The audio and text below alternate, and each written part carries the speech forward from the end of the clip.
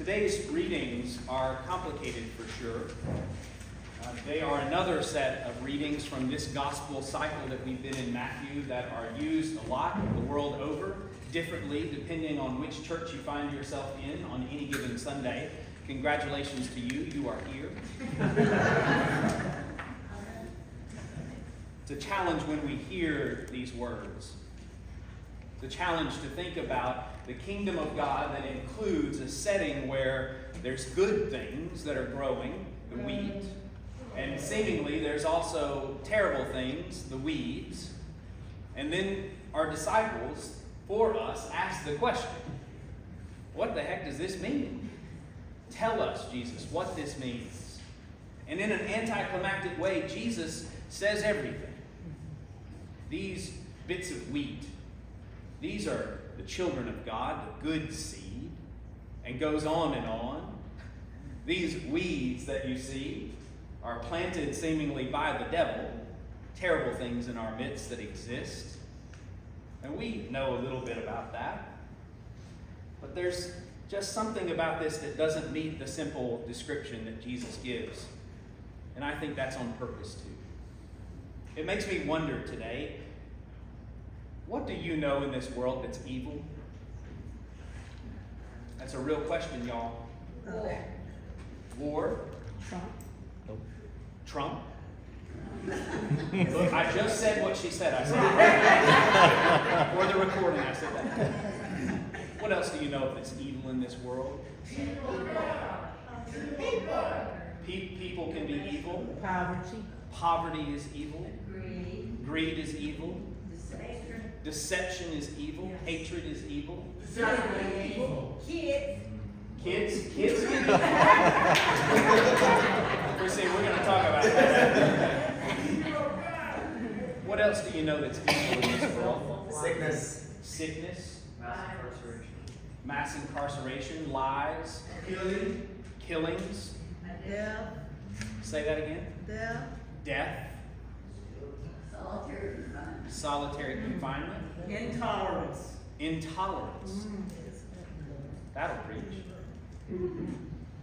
Have you met anyone in this world, Carla, that you would describe as evil?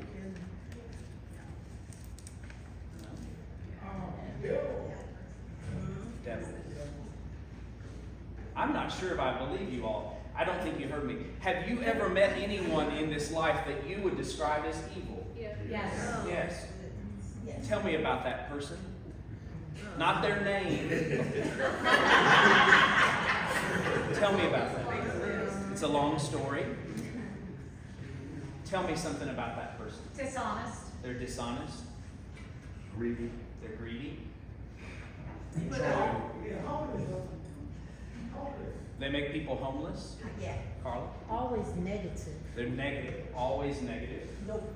Not be your friend. They don't want to be your friend. Controlling. They're controlling.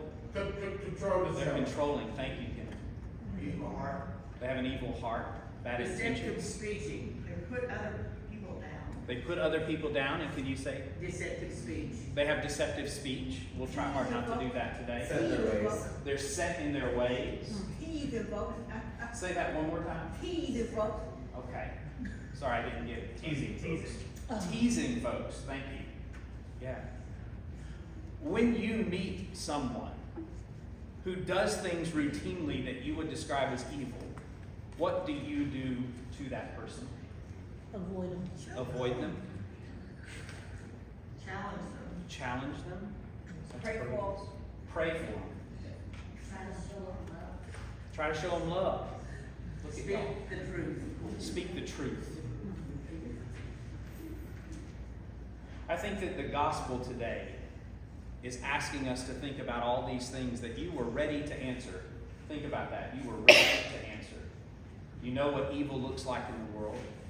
You can think of things that you've experienced that were evil. You can think of people that you would equate with evil action. And you know how you react with your whole body the moment that you meet something that meets that criteria for you. Think again. There's always something more in a parable than what can easily be described. That's why I love them. There's always something just below that surface. Today, if you found yourself like the disciples saying, "Explain me all these things, Jesus. Explain to me how you can sow something good in the world through me."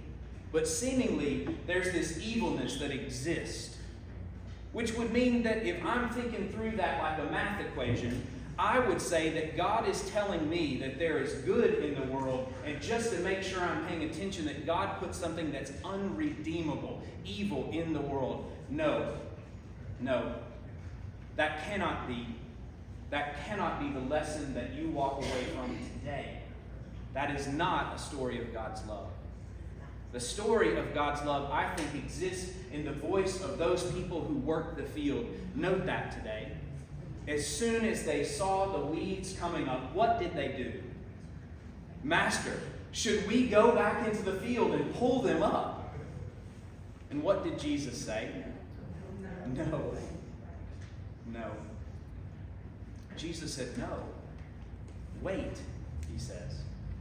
Wait until the harvest. Let's see what happens, Jesus says. All of us, I think, have a desire to respond in this world, especially when something feels evil, when something feels unredeemable. We want to pluck it right out of our lives, don't we? We want to remove it from ourselves so that we don't have to acknowledge it, and that's dangerous.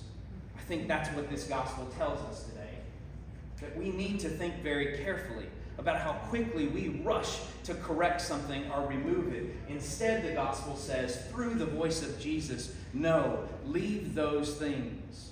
Wait. Because in God's economy, in God's cosmic story of love, there's always time, friends. There's always time. There's always a chance for the thing that we think is useless to have a purpose. In this story, those things that we thought should be plucked out were actually holding together the very goodness of who we were, holding them in protection for the time of harvest. This isn't a story about condemnation. It's a story about thoughtfulness. We have to decide every single day what it is that we will do in this world and how we'll respond.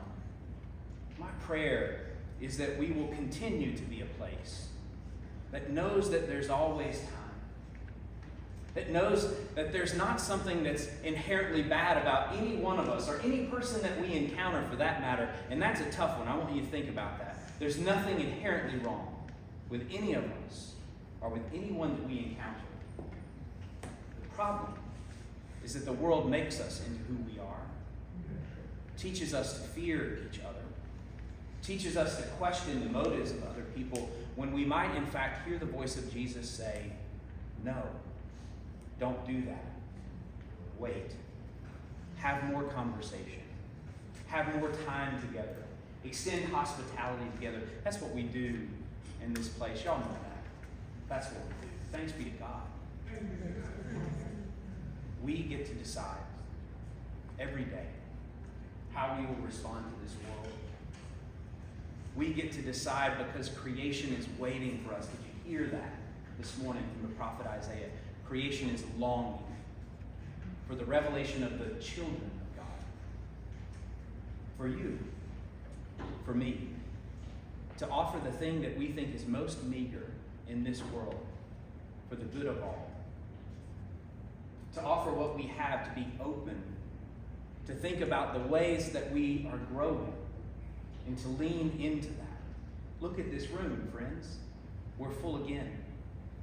To think about the ways we open the doors to meet our neighbors and what they're looking for. To think about the way this campus meets not only our needs, but the needs of a community that's yearning for a message of hope. We get to be the people that don't scream from the mountaintop about every single thing in the world that's wrong, but don't get that wrong either.